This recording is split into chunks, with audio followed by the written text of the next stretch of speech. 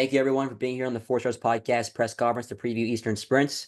I'm super excited to have you all here. I am joined with Lauren O'Connor. She's here today to help us out. This is great that we're all here to talk about an amazing race set for this weekend. So Lauren will take it off here. She will ask you guys all a question. If you could answer that, that'd be great. I will go one by one, and then she'll explain to you the rest of the directions after that. Hi, my name is Lauren. If we want to just start about having each coach give a brief statement on their season so far. If anyone wants to start, they can take it away. Then we can just go one by one. All right, I'll start things off. I think that nothing unique with us. I think everybody here has probably had some sicknesses and injuries, and finding peak speed by the Eastern Sprints where it counts. I think everybody's going to probably say something similar, and that's the case for us. I don't want to talk too much about what we have for this weekend. We'll let the race pan out, but definitely happy to answer any specific questions. You can go to Cornell. Had to find my button. Sorry about that. I'm pretty excited this weekend. We're a young crew and really young for the number of guys coming back in the varsity. So pretty excited to see how they handle the pressure and if they're able to. We've been in sort of at the back of the pack most of the season, and I'm hoping maybe we nudge our noses up into the front of the pack. So there you go. We can hear from Brown. Hey, Lauren. So thanks for and Hudson, thanks for having us on. I'd say for Brown, we've had some wins, some losses. We've had an opportunity to race a lot of sort of high speed races, I would say, and figure out what we're doing well, what we're not doing well, and so we're just doing our best to put everything together, top to bottom with the squad, and perform at our best like everybody is. But it's been an exciting group to work with. I'm enjoying their energy, their enthusiasm, and their competitiveness. So that's where we are. Thank you. We can go to Navy. Yeah, for Navy, it's a mix of youth and experience. We have 17 seniors on the team, so it's quite a large team. But a lot of great young guys that are starting to figure it out as well. And I think along with the mix of youth and talent, we've had some mixed results this season. Some good racing, some tight racing to some of the better crews on our schedule, and then some not great racing. And I think it's been a learning process for everybody. But we're excited to bring 6 boats. I guess they're going to have a 6th varsity event for 3 teams, Brown, Dartmouth, and us. So it's nice to bring that many boats up there from our program. So we're excited for the trip. Thank you. And lastly, we can hear from Boston. Yeah, hi. We're looking forward to the sprints. Similar to all the coaches, it's been kind of a progressive year for us. We've had some really good races, and I think particularly in our team, our 2, 3, and 4 have started to found some good speed, and I think we're hopefully starting to see some depth within our program, which I'm encouraged about. And and our 1V is I think it's slowly getting faster, but tough fields, tough races. But they've been working hard, and we'll see how everybody can do this weekend. Thank you, coaches. We can now hand it over to the press or for questions. If you could raise your hand in the chat and then say your name, who you're working for, and who the question is directed to. I'll start it off here. I got some questions for all you coaches. Obviously, my name is Hudson Forster with the 4 Stars Podcast. I do have a question for Coach Bohrer. How are you guys preparing exactly for this day in particular? Are you guys going to change the training plan at all, or what's the outlook for that? Our training plan is pretty set for the week. It's our practices are obviously a little bit shorter. We're trying to come in fully rested but also too as sharp as we can be. It's a little bit of speed work. A lot of type of work with like half slide and builders and just more kind of reactionary drills and stuff. But trying to just be really careful of tasting speed, but not overworking them. So, also in terms of IRAs, it's, this year it's pretty close. We finished sprints and then it's a week, and then teams are off to the IRAs. So, our big focus is obviously on Eastern Sprints right now. Qualifying to make it and hopefully show some depth in our team. Thank you, Fraser. You can go. Fraser Ennis, Junior Rowing News, out of Britain. My question is to Coach Barr. With some disappointing results against Cornell, I would imagine, and Temple having a good weekend last weekend at the Dad Vales. What are you thinking you're going to need in order at the Eastern Sprints in order to make sure you're on the start line on Lake Mercer? Yeah, definitely been on my mind. We were watching that Dad Vale final closely. I was rooting for Temple for a number of reasons. Obviously, we had the win over them. I'm also a Temple alum, so that helps. And but yeah, I thought it was a very good, close racing, that's for sure. And yeah, I think it speaks to our ability to go toe to toe with the programs that deserve to go through the IRA. I don't know about necessarily a disappointing result. Obviously, we always want to win. I think Cornell was the faster team on that day. I don't know if we fell short necessarily by losing to them. I think against Oregon State, that was a particularly tough one for us. We had a rib fracture in the race and had to sub out for the remainder of the races. That one was one that we had circled on our calendar for a number of reasons. And we would love to have gotten the win over them. Nothing to take away from OSU and what Gabe's done with that crew. I think they found some great speed, just talking with him that week leading into that weekend. And so, it was a great win for them. But yeah, I think that I'm hoping that, we're shooting for that automatic qualifier potentially at Eastern Sprints. But if not, the selection committee can kind of parse through the margins that we've had throughout the year. And, we had 5 seconds over Temple, and they were right off of the pace of the winners of the Dad Vale. So, but yeah, it all comes down to this weekend. That's what we're worried about. So looking to go fast on Sunday. I got a question for Coach Cooke. You got established coxswain Jack DiGiovanni on your program. He's set to leave next year. How's the coxswain corps looking for you guys for the rest of the couple of years? And then I guess we can loop in Scott Cockle as well in this as well to talk about the coxswain corps at Brown. Yeah, I might pass it over to Scott fairly quickly on this one, but I think Jack has been a real leader for us, and the coxswains have all benefited from his presence in our boathouse as well as Scott's. So I think they'll be working hard to step into his shoes, of course, mostly just by doing a good job this weekend. But Scott might have something to say. Yeah, I think I'd reiterate what Paul said there about Jack. It's been kind of real bedrock for the team in terms of kind of just he's been the varsity the last few years, and he's been a real guy that we can rely on and set the standard. That being said, we're really excited about the rest of the coxswains that we have on the team, and I think after this championship season's over, it's going to be wide open for the rest of the team to kind of fill those shoes and keep that sort of standard and quality going, Hudson. So right on. I got a question for Coach Kennett. Your media increased a lot, and that goes with Brown as well. The media and rowing has definitely increased over the past couple of years. Have you seen any feedback from that from recruits over the years? Just been reaching out about seeing stuff online or hearing stuff about the program through videos and whatnot? Yeah, I think anytime you get more stuff out there, you get more inquiries. It doesn't always mean we're yielding more people, but it certainly means we have a lot more questions being asked of people. That's for sure. So I think it's good for the sport that all of us put stuff out there, and that you just see different ways of doing things, and people get excited about rowing as all of us put stuff out. I think the more we put out, the more we're making the sport stronger, not just for our own schools, which obviously you want to do, and that's probably your primary reason, but I think for the sport itself, and we had that one video this winter that went viral, probably for the wrong reasons, but it still went viral. I think it was at like 15 million hits or something like that. And, it was pretty fun because even our AD took notice to it. So I don't know, anytime we think we can do something, hopefully it helps out and gets the sport even more looking at and kids more excited to do it. Fraser, you can go if you would like. Question to Coach Cooke, and I guess with a more lightweighty hat on to Coach Friedrich. How do you balance up in terms of importance winning the first varsity, which obviously is where the championships are crowned, versus winning the Roll Cup or the Joke Cup for the team standings? Rob, you want me to go first on this one? Sure, go ahead.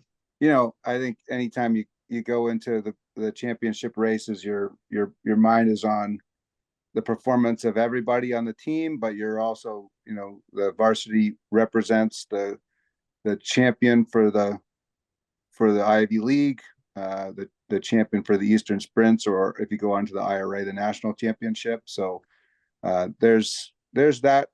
I think that's significant and symbolic of what we're trying to accomplish, so that you have that extra bit of attention on that particular event.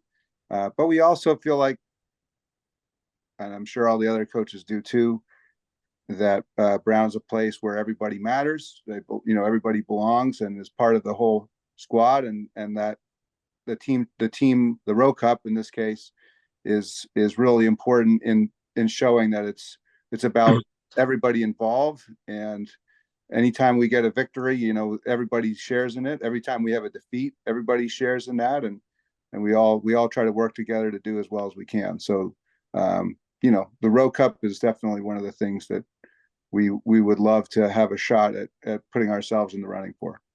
Yeah, similarly for the Naval Academy, the team is a big deal, right? And putting competitive boats in every boat class is very important for us.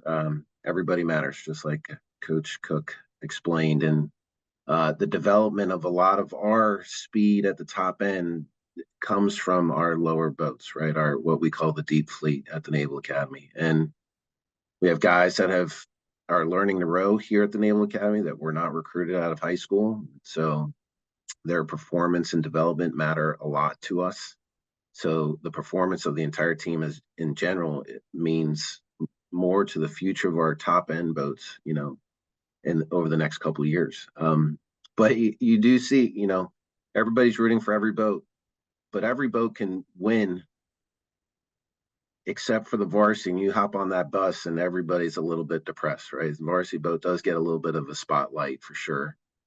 The athletic directors really look upon the varsity result probably more than anything else. So, obviously we put a little bit more time and effort into selecting the top end boats, but, on race day, here at Navy, and I'm sure every other school, when we're practicing on the water and doing pieces, like the spirit of the entire program matters, and how hard they all work. They're all working, putting in the same amount of miles. So, we try to balance it pretty well, to try to get everybody those opportunities to compete and win races. Thank you, coaches. Next, we can call on Sean. Can you state your name and who you're reporting for and direct your question to the coach, please? This is Sean Wolf. I don't know, IRA Insiders, Rowing Illustrated. We'll go with that. I had a question.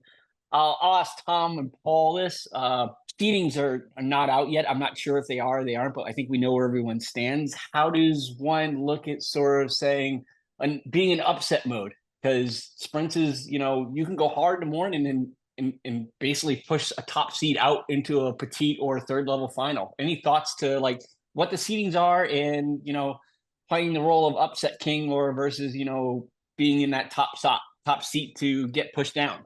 Yeah, I think been doing this long enough that everyone's trying to make it into the A final. And I think that I'm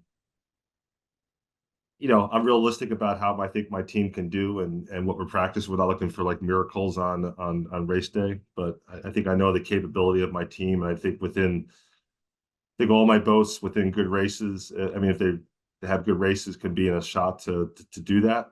But it's I don't know. It's and maybe just kind of going back to what Rob was saying too. At the end of the day, team points is everything for us. So if we find ourselves not in an A final, we're trying to, if we're in the B final in some events, we're trying to race as high up as we can. And I remember last year it was our 3V that, one place difference. I think it was the difference between a 6th and 7th top finish at the sprints. And, for a team like us, being in the top 6 as a team is pretty meaningful to us. And, so that's our focus. Every point counts in what we do. So, I've been in it, I think over the years we've had some pretty big upsets here and there, but we're just trying to race as hard as we can and just know what we can do. So I hope that answers your question. So cool. Paul, did you have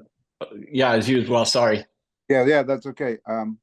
Yeah, Sean, I just try not to think about that too much, just try to get everyone ready to race and try not to focus too much on the scoreboard. Just get them ready to go and let them get to the starting line and do what they can do. And yeah, understanding that they're putting a lot on the line and they know what they have as their goals and their how they want to accomplish, but mostly their task is to just make the boat go as fast as they can and finish as well as they can and try to keep it as simple as possible. But thanks for the question. No problem. Cool. Thank you. I got a question for Coach Scott Cockle. What's it been like to be a coach, to have all this knowledge from being on the GB team and to teach your coxswains and rowers too about how to best prepare for these qualification regattas since you've been at the highest stage? Yeah, it's a good question, Hudson. It's funny kind of joining and being able to learn so much from Paul and Rufus here at Brown. It's a completely, there's a lot of similarities in the rowing in the UK and internationally, but there's also it's very different at the same time. And it was great to have the mentors here and the resources to really learn a lot and kind of get up to speed quickly to be in a position where we're racing for championships. So it's definitely really close here, as we all know, and we're all racing for to do as well as we can. And I think it's the history that you race for here at the sprints and the IRA and the draw races are really, really special. So it's been it's awesome, and I'm enjoying it, and I think the team also make it really, really exciting to kind of go in every day and get better. So, Fraser, do you have a question? Yes, to Coach Friedrich, and then others may want to jump in on it from your alternate angle. With international recruiting playing such a factor in the top end programs at the IRAs, how do you find where the federal government bans you from having international recruiting? How do you find that balance on competing and able to produce competitive crews against basically the national team crews you're racing against? I don't worry about the other teams we're racing against. I just try to make my program faster. Yeah, we cannot recruit internationals, and that's fine by me. Makes recruiting a little bit more straightforward on our end. We're trying to recruit best Americans that we can, for the U.S. military after they graduate from the Naval Academy.